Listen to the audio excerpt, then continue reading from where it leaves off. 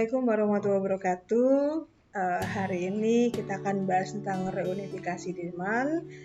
Ada Bu Mukti Bigati di sini dalam Mansai Story Channel bareng Rizka Nurisa Maulana. Oke, silakan Mas. Ini merupakan peta negara Jerman ya. Sebelah utaranya batas-batasnya coba dibaca.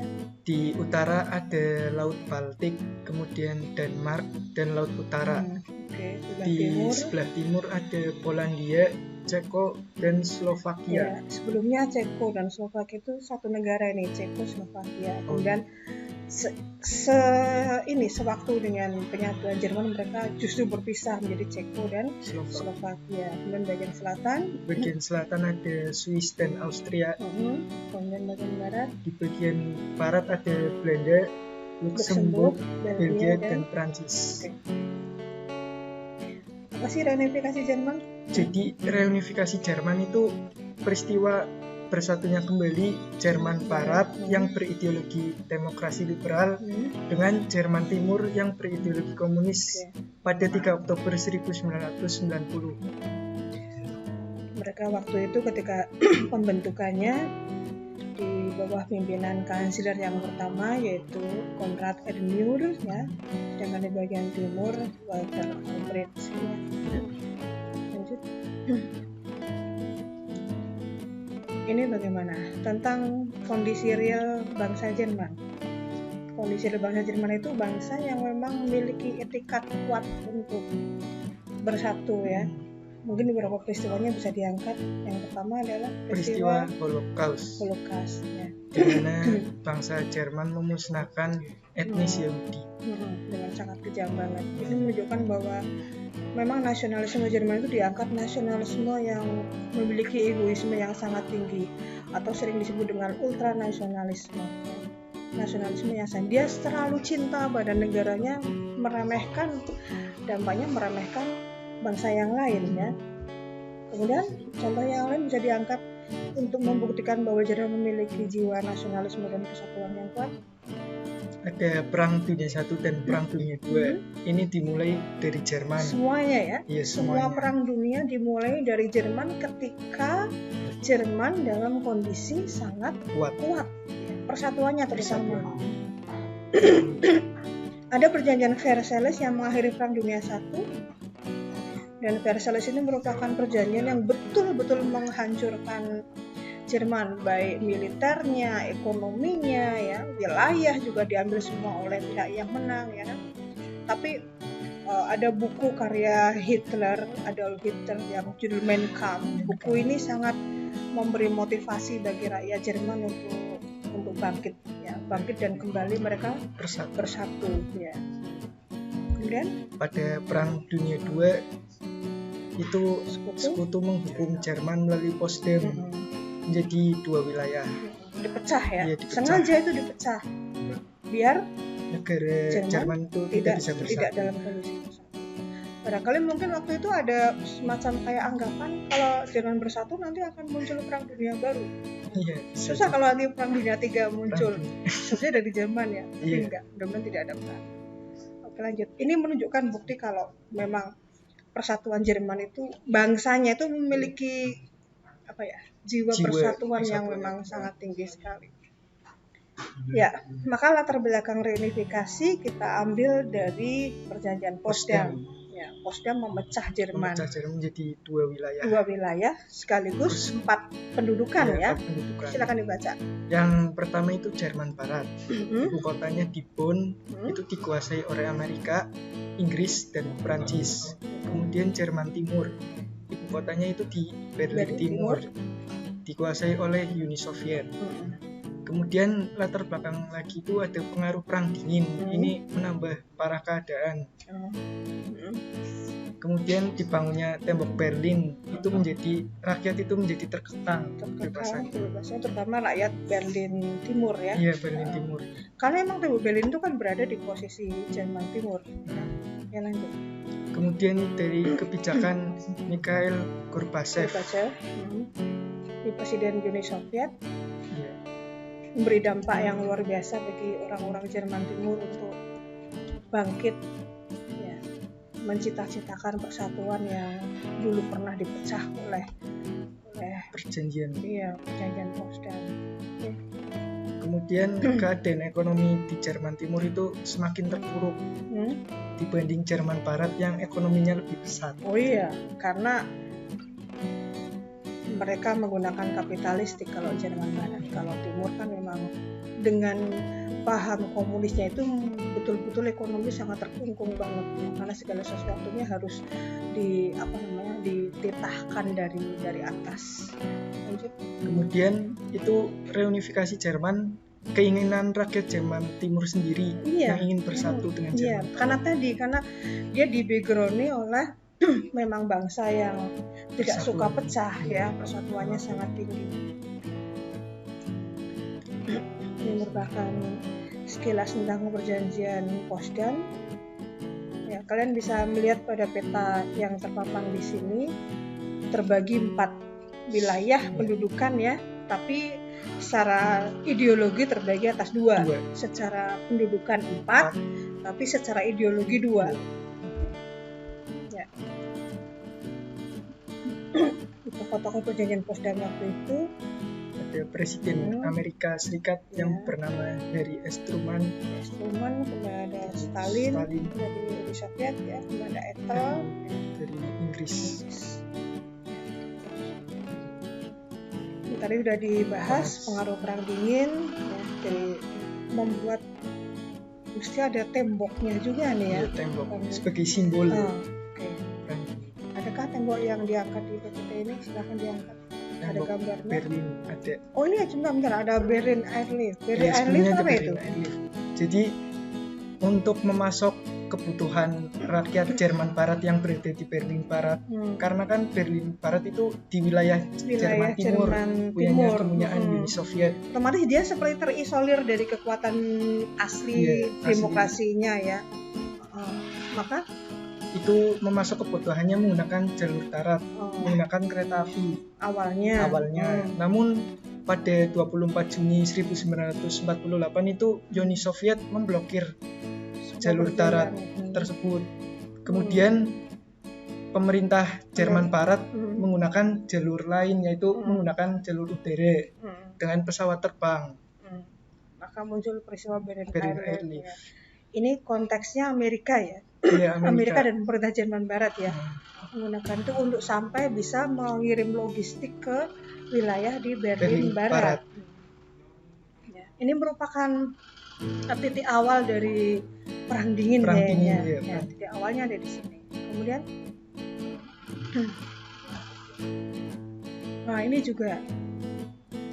juga bisa dikatakan sebagai simbol dari perang dingin ya, simbol perang dingin, yaitu pembangunan tembok Berlin yang dibangun tanggal 13 Agustus 1961. Karena awalnya tembok Berlin itu hanya pasukan yang berjajar ya, tentara yang berjajar, kemudian pasang kawat berduri. Mana mungkin kuat tentara ya, maka diganti oleh tembok aja pertama 1 lapis dulu kan? Iya, 1 lapis. Pertama 1 lapis dulu. Ketinggiannya ada tinggi banget, 4 meter, lebih tinggi dari manusianya ya. Iya, lebih tinggi. Lalu kemudian ada kawat berdurinya, kemudian ditambahi lagi mungkin kalau satu tembok mungkin banyak pelarian. Iya, banyak pelarian. Maka kemudian dibikin tembok baru sehingga ini tembok lapis kedua itu ada 300 menara pengawas. Waduh. Terus ada 30 bunker dan beberapa pos perbatasan. Nah, hanya ada satu jalan yang menuju ke Jerman Timur. Itu juga harus dengan pemeriksaan yang ketat, yaitu namanya Checkpoint Charlie. Bisa nggak orang lewat Checkpoint Charlie? Bisa. Asal lolos. Dan nggak orang. Pembangunan tembok Berlin itu dilatar belakangi oleh waktu itu semakin banyak orang-orang pintar ya, ilmuwan tenaga ahli dari Jerman Timur atau Berlin Timur juga ya, Berlin Timur terutama yang pindah ke Berlin Barat atau Jerman Barat. Sehingga pemerintah Jerman Timur merasa khawatir nanti kalau semua para ahli pindah, negaranya yang bangun siapa? Ya, akhirnya dibikin. Dan lama-lama tidak hanya para ahli aja yang pindah, semua orang yang Semua, merasa ya. bosan dengan komunis mereka akan Karena tidak terima dengan pemerintah komunis tersebut. ini apa? Gambar tentang proses pembangunan. Kalau yang hitam putih ini proses pembangunan, Iya. ya. Kalau ini proses keruntuhan sebaliknya. Iya, keruntuhan. Oke. Ini adalah checkpoint Charlie. Sampai ya pos perbatasan untuk pemeriksaannya. Tapi kayaknya susah deh masuk ke sini. Iya, susah. Nggak mungkin untuk orang-orang tertentu saja yang bisa masuk. Nah, seberapa hebat tokoh Mikhail Gorbachev? Mikhail Gorbachev ini menetapkan 3 kebijakan. Nah, 3 kebijakan tersebut itu terutama pada keterbukaan politiknya, yang membuat rakyat Jerman Timur itu menuntut kebebasan dalam berpolitik dan mengeluarkan pendapat, dan berujung pada demonstrasi seni. Dan kayaknya bukan orang Jerman Timur saja yang kepengaruh oleh politik Mikhail Gorbachev. Yeah. Hampir semua masyarakat yang pernah terkena imbas komunis di Eropa Timur semuanya menuntut kebebasan, glasnost terutama. Yeah. Perestroikanya juga seperti itu, karena kebanyakan yang berimbas dari politik komunis ini rata-rata negaranya miskin. Ya. Dia mereka menuntut pembaruan ekonomi, juga korupsi biasanya. Kalau miskin kemudian korupsi lagi ya. Maka memang politik Mikhail Gorbachev ini memberi arti yang luar biasa bagi lahirnya sebuah perubahan di Eropa Timur. Terutama yang kita bahas hari ini adalah di Jerman Timur ya, reunifikasi Jerman. Oke, silakan dijelaskan yang kronologi reunifikasi. Kemudian ini ada kronologi reunifikasi pada tanggal 9 November 1989 itu tembok Berlin berhasil runtuh yang sebagai simbol berakhirnya Perang Dingin. Ya, dan ini waktu itu proses keruntuhannya nggak harus satu tembok runtuh semua. Cukup bagian tertentu runtuh dan ada perpindahan orang dari barat ke timur sudah menunjukkan itu keruntuhan ya, bukti keruntuhan. Kemudian ada lagi pada bulan Februari itu di pertemuan Ottawa muncul ide untuk mereunifikasi Jerman atau bersatunya kembali Jerman. Praktis ini waktu tembok runtuh memang kemauan dari rakyat ya. Dari rakyat. Kemudian pada 18 Maret itu pemilihan umum yang bebas pertama kali ini di Republik. Pertama kali di Jerman Timur ada pemilihan umum tanggal 18 Maret. Kemudian pada 5 Mei pembicaraan yang lebih lanjut untuk kembalinya Jerman bersatu itu. Kenapa namanya 2+4? 2+4 ini yang 2 itu dari Jerman Barat dan Jerman Timur, kemudian yang 4 dari pemenang Perang Dunia II yaitu Amerika, Uni Soviet, Prancis dan Inggris. Kemudian pada tanggal 1 Juli 1990 itu Deutschmark menjadi salah satu-satunya alat pembayaran. Jadi mata uangnya sudah jadi satu nih. Ya. Berarti ini kan simbol ekonomi nih ya. Uang udah jadi satu, kemauan rakyatnya oke, pihak-pihak yang dulu pernah memisahkan sudah mulai duduk bareng untuk membicarakan.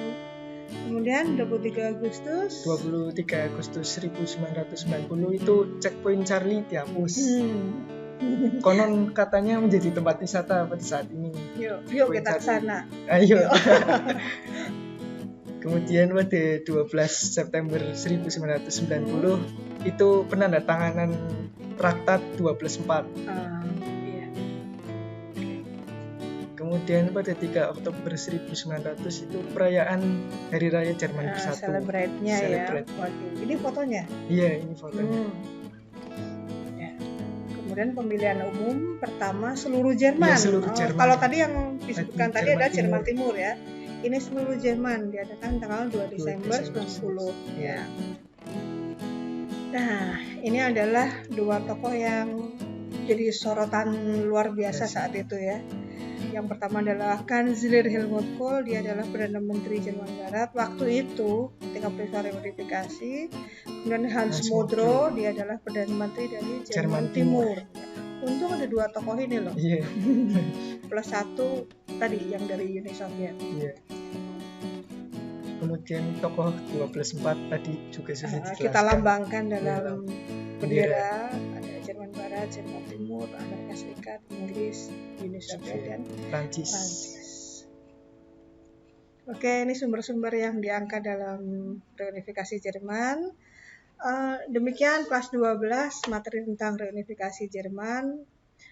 Mohon maaf apabila ada kesalahan kata, kesalahan tulis. Kita akan jumpa lagi dalam diskusi yang lain. Terima kasih. Assalamualaikum warahmatullahi wabarakatuh.